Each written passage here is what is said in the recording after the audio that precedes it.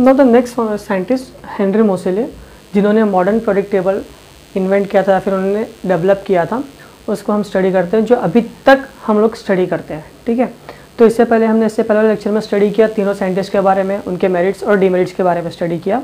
अब ये fourth scientist हैं जिन्होंने एलिमेंट्स को डिस्कवर करके उनको एक ग्रुपिंग में अरेंज किया है। ठीक है, तो अभी तक जितने भी 3 साइंटिस्ट थे उन्होंने कैसे अरेंज किया था, in their increasing order of their atomic mass. Atomic masses का जैसा इंक्रीमेंट हो रहा है उसके आधार पे उन्होंने एलिमेंट्स को अरेंज किया था।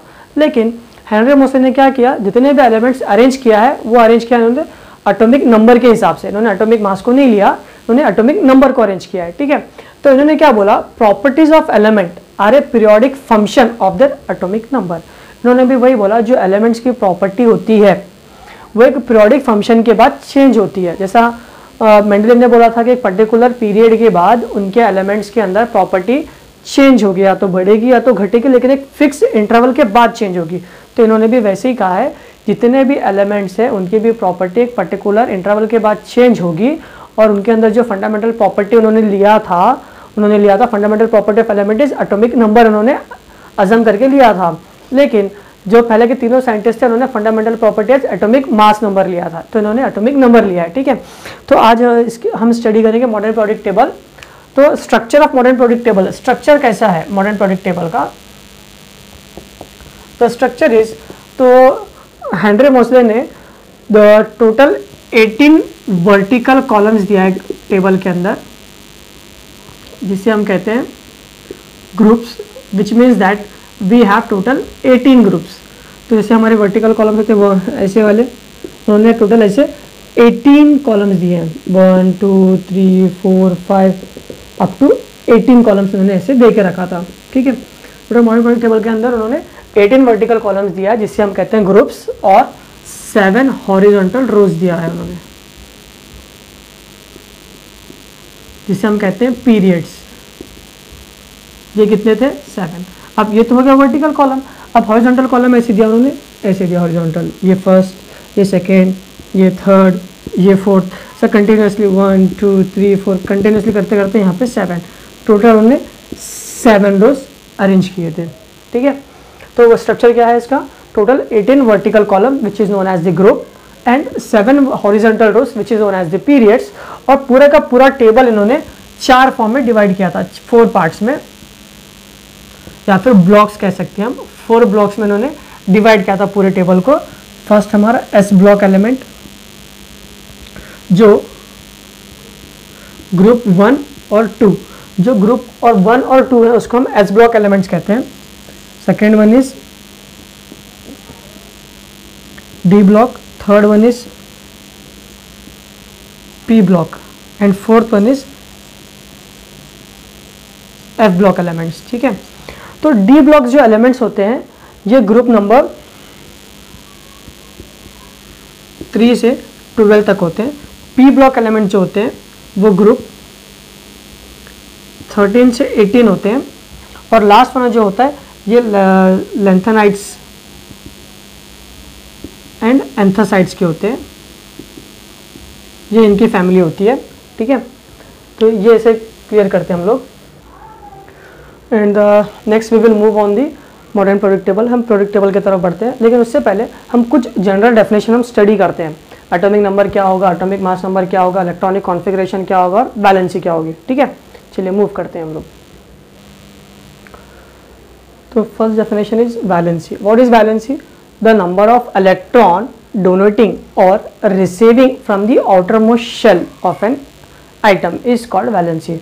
फॉर एग्जाम्पल, अगर मेरे पास एक इलेक्ट्रॉन है, एक ऑर्बिट है, अगर मैं सोडियम लेता हूँ, सोडियम के अंदर 11 इलेक्ट्रॉन्स होते हैं, तो आउटरमोस्ट शेल के अंदर जितने भी इलेक्ट्रॉन्स हैं, या तो हम उसको डोनेट करना या तो हम उसको रिसीव करना, उसको हम कहते हैं वैलेंसी। ठीक है, अगर जितने इलेक्ट्रॉन्स उसके अंदर इनकम्प्लीट शेल है, फॉर एग्जाम्पल सेकेंड से लेके 7th ऑर्बिट तक हमारे पास कितने होने चाहिए इलेक्ट्रॉन्स, 8 इलेक्ट्रॉन्स होने चाहिए, तब जाके वो ऑर्बिट कंप्लीट होता है। तो 7 के बजाय अगर वहाँ पे कुछ कम इलेक्ट्रॉन्स हैं, तो जितने कम रहेंगे उसे हम वैलेंसी कहते हैं।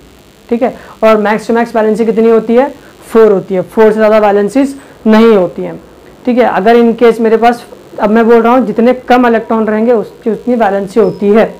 अगर मैं बोले मेरे आउटरमोस्ट शेल के अंदर सिर्फ 2 ही इलेक्ट्रॉन है, तो 8 इलेक्ट्रॉन चाहिए ना, तो 6 इलेक्ट्रॉन कम पड़ रहे हैं, तो ये 4 से ज़्यादा हो रहे हैं, है ना। तो 4 से कितने ज़्यादा हो रहे हैं, 2 ज़्यादा हो रहे हैं, तो उसकी वैलेंसी 2 हो गई।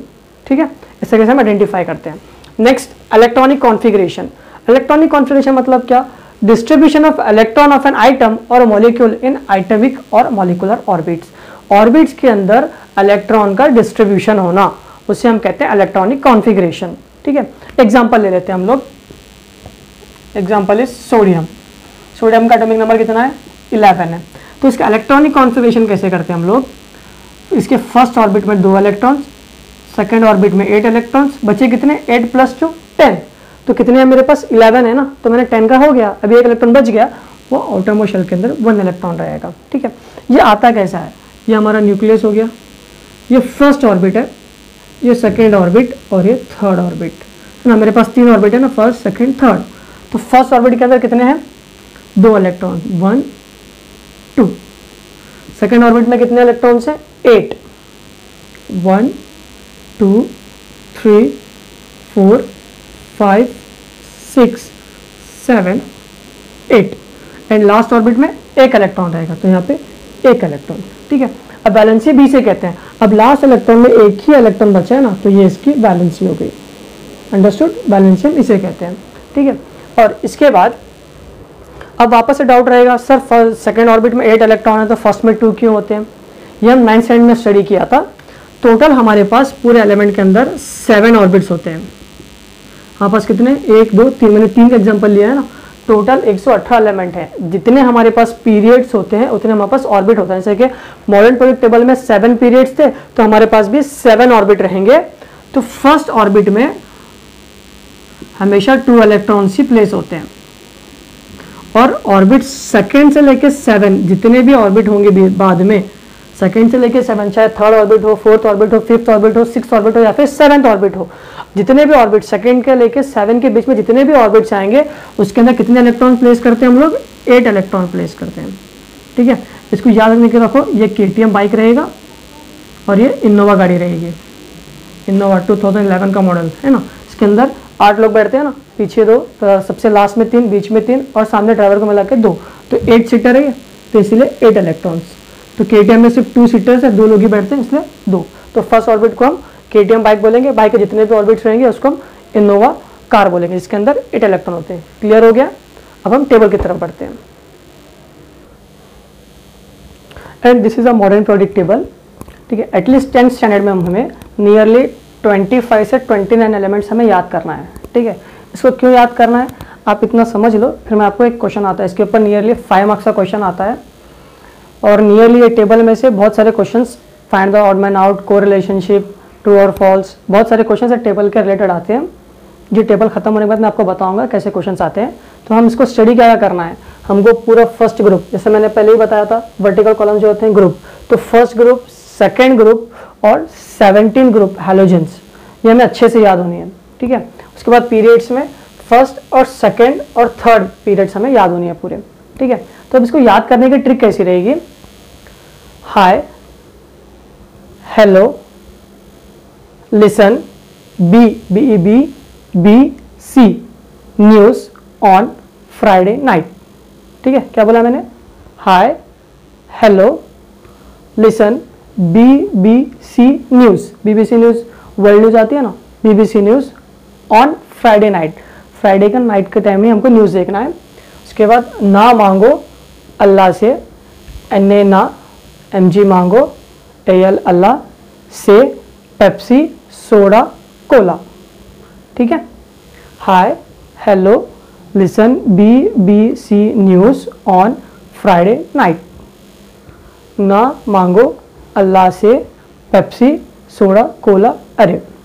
ठीक है, ये हो गए टोटल 18 एलिमेंट्स, याद हो गया अच्छे से। अब चलते हैं फर्स्ट और सेकंड ग्रुप के पास। ठीक है, ये याद करने के लिए हलीना, तीनों मिला के एक नाम हो गया हलीना, मुस्लिम गर्ल का नाम होता है हलीना। हलीना की रब से फरियाद, तो हलीना की रब से फरियाद है, वो कुछ रब से मांग रही है। ठीक है, क्या मांग रही है, देखो, बेटा मांगे कार, स्कूटर, बाप राजी।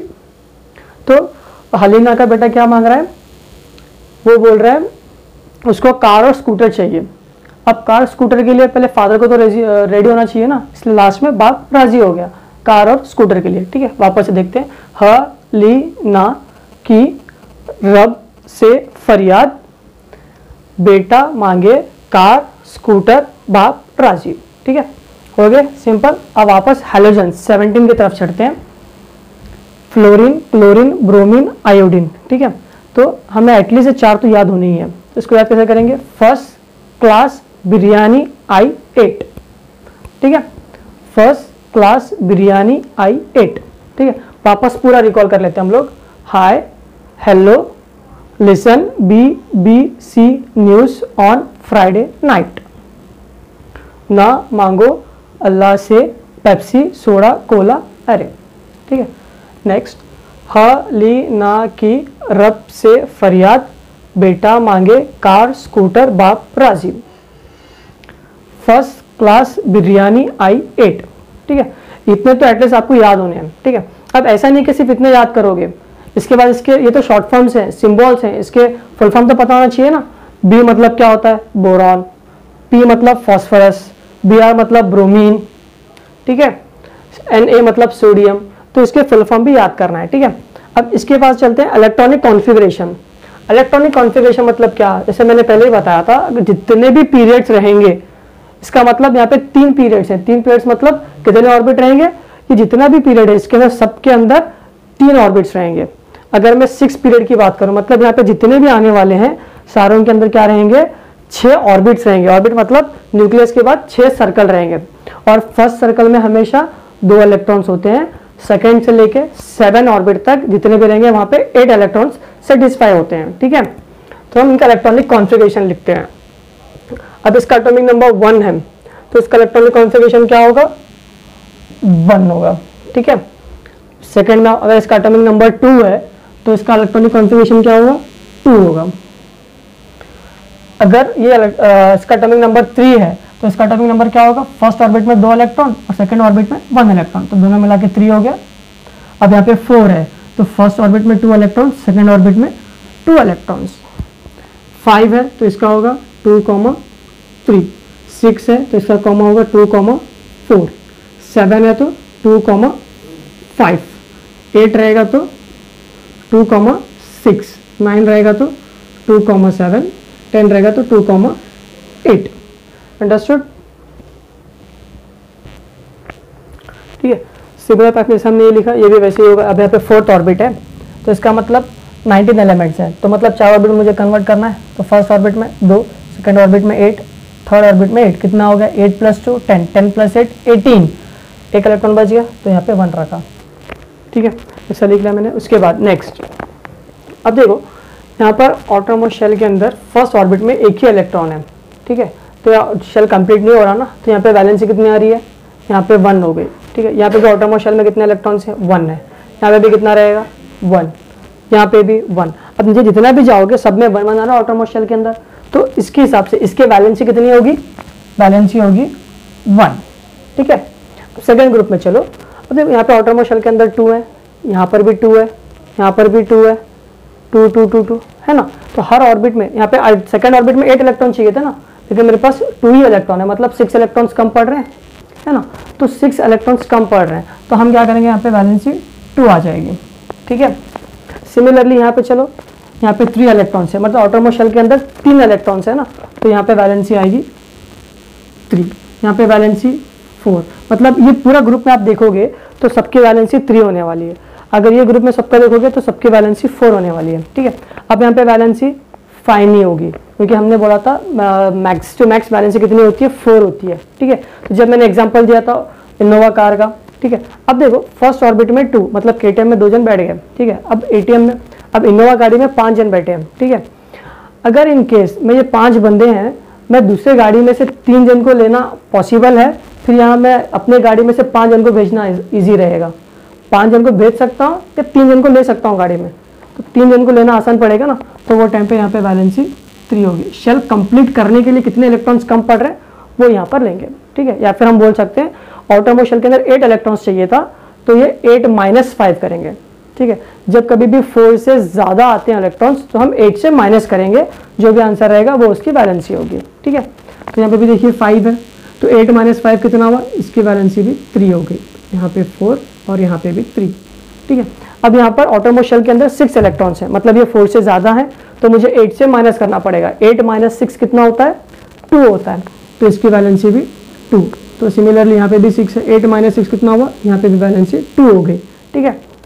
और यहाँ पे ऑटोमोस्ट शेल के अंदर कितने हैं, 7 इलेक्ट्रॉन्स हैं, इसका मतलब यहाँ पे 8 होना चाहिए था तो 7 है, तो ये 4 से ज़्यादा है तो हम 8 से माइनस करेंगे। 8 - 7 कितना होता है, 1, तो इसकी वैलेंसी 1। सिमिलरली इसकी वैलेंसी भी 1 होगी, ठीक है। अब लास्ट 18th ग्रुप में चलिए आप, यहाँ पे फर्स्ट ऑर्बिट में 2 इलेक्ट्रॉन थे, 2 इलेक्ट्रॉन चाहिए थे, 2 ही इलेक्ट्रॉन है ना, तो एक भी नहीं बचा ना, तो यहाँ पे वैलेंसी होगी इसकी 0।